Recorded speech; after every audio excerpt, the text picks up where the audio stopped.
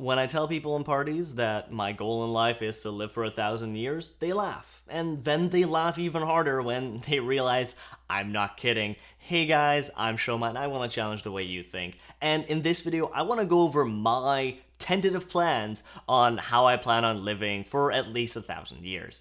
And I think a really good place to start is by defining what I mean by death. And by death, I mean natural death, so not like being hit by a car, being stabbed or poisoned or anything like that, because those are in your control, but they're a lot more out of your control than natural death or the accumulation of damage that happens over time. And it's these 1,000 little cuts that you get every single day that eventually deals you in and cause you to die. Because death is not a singular event.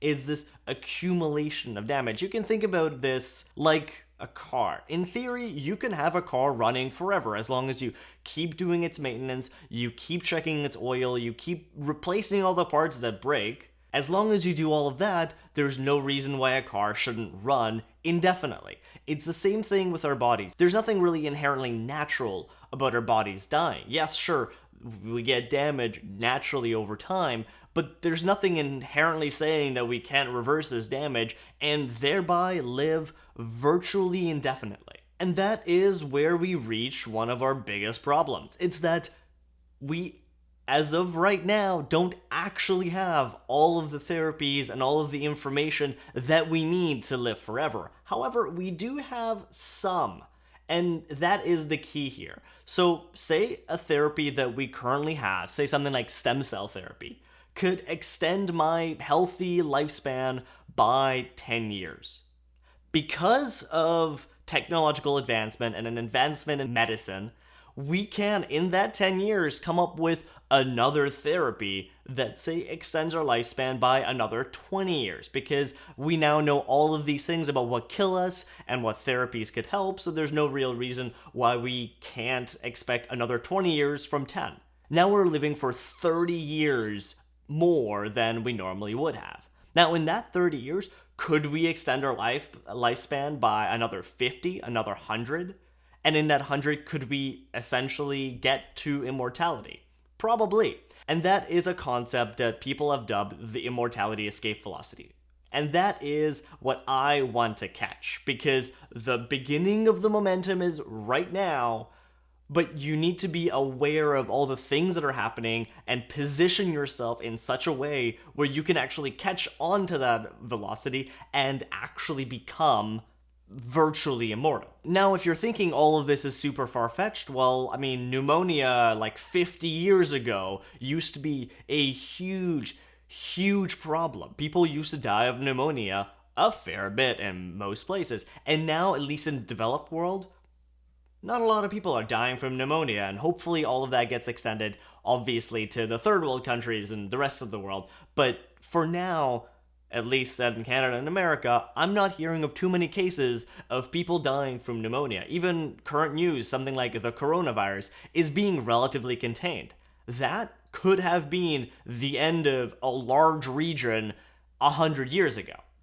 So then, if we've come that much in 100 years, where do you think we could be in the next 10, 15, 20, 100 years? And that is what I'm talking about. That is what I plan on catching. And the way I plan on catching that is threefold. The first one is to use all of our existing knowledge and all of our existing technology to minimize all of those cuts and to reverse as many of them as humanly possible, so I can gain 10, 20 more years onto my life. Even if I could get that, even if I could live to 120, that would already be fantastic, especially if it's a healthy 120. And so I've been doing a lot of research and have read a fair bit of books, and actually have a background in sciences. I'm about to get my bachelor's degree in life sciences and health sciences, and so I have been immersing myself with as much information on the topic of not dying as humanly possible.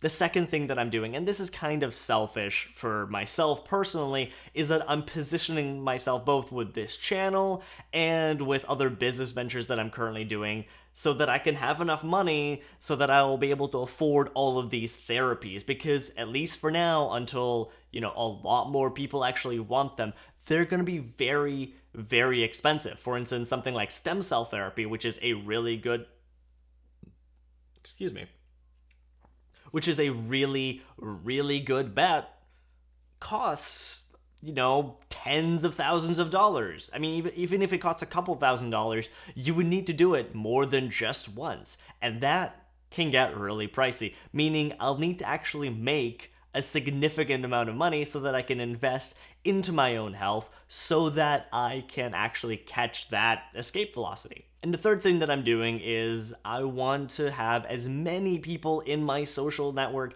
as possible that also have this goal, so that if I know something, I can tell them that thing, and if they know something, they can tell me, and then together we can make up for each other's lacks in knowledge, because there's so much information, even in, say, something like magnesium or vitamin D. There's so much information out there on just those two vitamins alone. They're very important. But say something like vitamin A or all of those things. So it's really hard for me to know everything. It's really hard for one person to know everything. So I'm trying to surround myself with as many people as possible who are also as passionate about this as I am. If any of that made sense to you, and if you've kind of vibed off of any of that, please leave a comment down below. Let me know what you think. Let me know if I'm crazy. Let me know if I'm on the right path, or if you want to connect, or whatever have you. It would mean so much to me if I could build a community around this and around self-improvement. And if you want to join my journey, please subscribe, because I'm going to have a lot more of these videos coming out in the coming weeks.